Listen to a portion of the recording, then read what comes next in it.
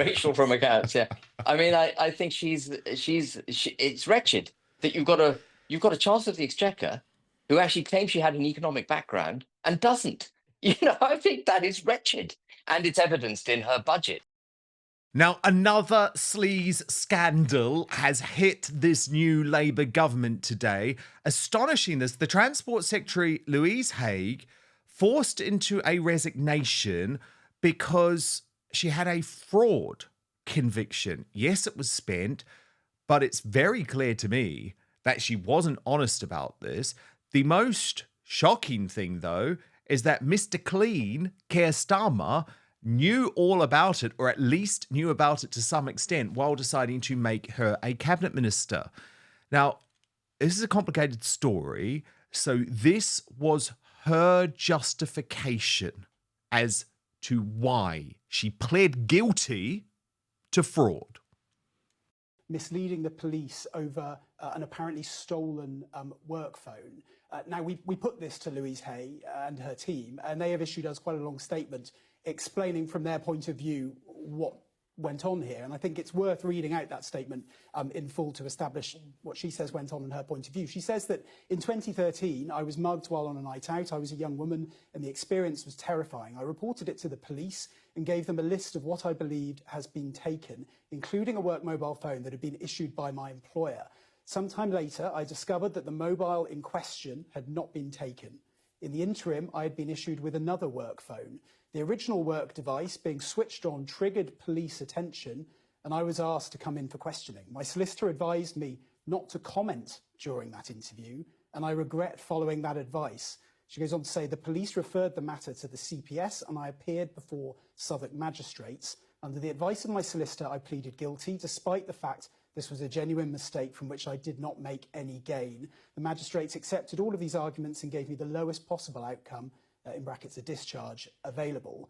So she is saying that this was essentially a mistake, a misunderstanding, but that she went to police after this got flagged and didn't say anything, and then went into court when she was facing these convictions while a parliamentary candidate and pled guilty and admitted to them, even though she says at the time this was all mind-bending. Yeah, right.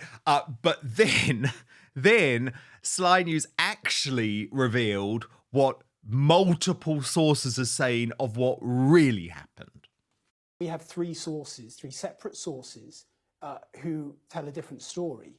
They say that the reason why that false report was made to the police, that it was made for personal gain on Louise Haigh's part. We also have two sources that say that at the time where she was working at Aviva, that she lost her job there as a result and following an internal investigation at Aviva.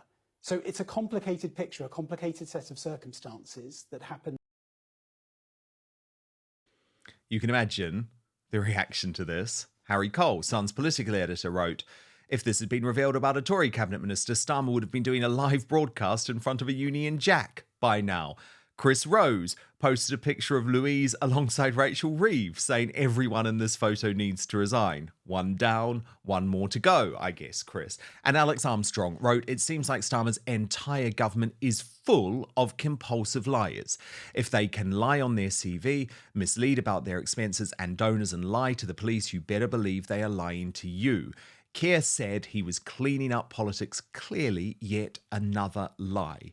Now, the thing is, Ben Habib, there's two ways to look at this, isn't there? Because yes, it was a spent conviction, and of course people should be able to move on with their lives once they've done their time. But, Ben, I'm prepared to say she can come and sue me if she wants. Louise Haigh is not telling the truth about what happened. She didn't tell the truth to Keir Starmer either.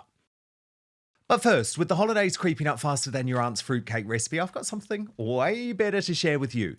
The discount for Black Friday, by the way, is off the chart, so you are going to want to hear this today. If you want to look sharp for all those festive gatherings and maybe finally win the Best Groomed at the Family Dinner Award, check out the latest from Manscaped, the Chairman Pro Electric Foil Shaver. Trust me, it's like Rudolph for your face, guiding you to a smooth, irritation-free shave. So let's dive into the goods. The Chairman Pro is armed with not one, but two interchangeable skin-safe blade heads. Think of them as your grooming superheroes, the skin-safe 4-blade foil for when you want that baby's bottom smooth, and the skin-safe stubble trimmer for when you want to keep some stubble but clean it up a bit. Both keep you looking sharp while minimising razor burn and irritation, because nobody wants to show up to the holiday party looking like they lost a fight with the Christmas tree. But wait, there's more. The Chairman Pro has Flex Adjust technology, which is basically like the holiday miracle of shaving, like Santa's elves just made it for you. The blades and pivoting head adjust to every curve of your face. It's gentle on the neck area too, as if they had the gift of foresight. So go on, kiss that awkward jawline patch goodbye. No more pretending it doesn't exist while you hope nobody notices under the mistletoe. And if you want an even more precision shave, on the right side of the bracket, there's this thing called a precision lock. When you lock it, the blade head sits firm so you can achieve a more precise shave. And here's something that's going to make your grooming routine even easier. The Chairman Pro is waterproof, so you can use it right in the shower. And the waterproof feature doesn't just make shaving easier, it also simplifies cleanup too. So just a quick rinse under the sink and you're all set. The Chairman Pro isn't just for daily shaves either. It's powerful enough to tackle up to 5-day growth, making it perfect whether you're shaving every day or just tidying up after a few days. And with up to 75 minutes of runtime on a single charge, you'll have plenty of juice to go from Santa's beard to smooth as an angel. It even has a travel lock, by the way, to help make sure it doesn't accidentally turn on in your bag, and an LED spotlight to help you see every detail, ensuring nothing gets missed. So get the Chairman Pro today and experience a shave that is as smooth as you deserve. It has everything you need to keep your face looking and feeling its best, all in one box. So head over to manscaped.com and join the over 11 million men worldwide who trust Manscaped by using the code OUTSPOKEN for free shipping. And guess what? To mark Black Friday this week, 25% off. That's www.manscaped.com. Remember to use the coupon code OUTSPOKEN at checkout. But now, back to the show. I mean, I think it's a ridiculous line of argument that I pleaded guilty because I thought that was the right, easy way out of something. If you're innocent and you're facing a criminal conviction, you fight your corner. I mean, I would never plead guilty to something of which I was not guilty. Why would you do it?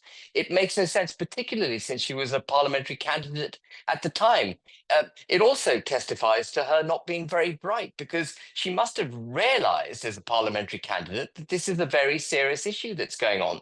And I think losing her job, did you say she lost a job at Aviva or was she suspended? Either way, for Aviva to have taken action against her is very serious. Aviva would have had their own internal processes, and they would have listened to her sympathetically. It wouldn't have been a judicial process where, under the advice of her solicitor, she would have just capitulated. Aviva would have had a dialogue with her. She would have had the opportunity. She would have been required to make her arguments. And so, I mean, I just don't buy it. And I agree with you. You know, a lot of people dismiss the indiscretions of Rachel Reeves on her CV as, well, all people misrepresent their CVs. I disagree. I would sack someone immediately in my company if I discovered that they'd misled me on their CV. I think it's a very, very serious issue. I don't believe people habitually lie on their CV. Otherwise, what's the point of a CV?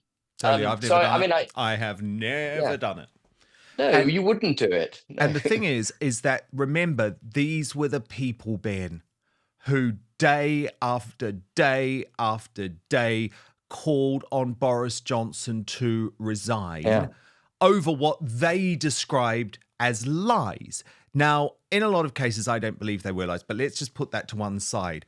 They didn't care how big or small the lie was. They didn't believe he should be prime minister as a result. So they have set this lofty standard for themselves, and now they have to live by it. But unfortunately, I guess Starmer views Louise Haigh as dispensable. Rachel Reeves, the woman who's just pushing through one of the most popular budgets of all time, much harder to get rid of, right? Yeah, much harder to get rid of. I think Rachel Reeves, you know, what do they call her? Reeves from accounts or something? Is that Rachel from accounts? Rachel from accounts. Rachel from accounts. Yeah. I mean, I think it's wretched that you've got a Chancellor of the Exchequer who actually claims she had an economic background and doesn't. You know, I think that is wretched, and it's evidenced in her budget. And by the way, I think the wheels are going to come off the UK economy much faster than we think. our borrowing requirements is going to be much higher within the next 6 months than we think. We're heading into a recession. We're going to get stagflation, and you're going to see an economic impact that people aren't really waking up to yet. I just don't think what she's done to the economy is going to be capable of being sustained by the economy. And so it proves the point. If you lie on your CV, it has really material adverse implications for those who have bought your CV hook, line, and sinker. Ben Habib, look, you may be out of Reform UK, but I very much hope you'll still be a regular here on Outspoken, because Thank you, we Dan. absolutely Me too. love hearing from you. Thank you for having me on. A real pleasure. Thank you, Dan. Thank you, Ben. We will speak soon.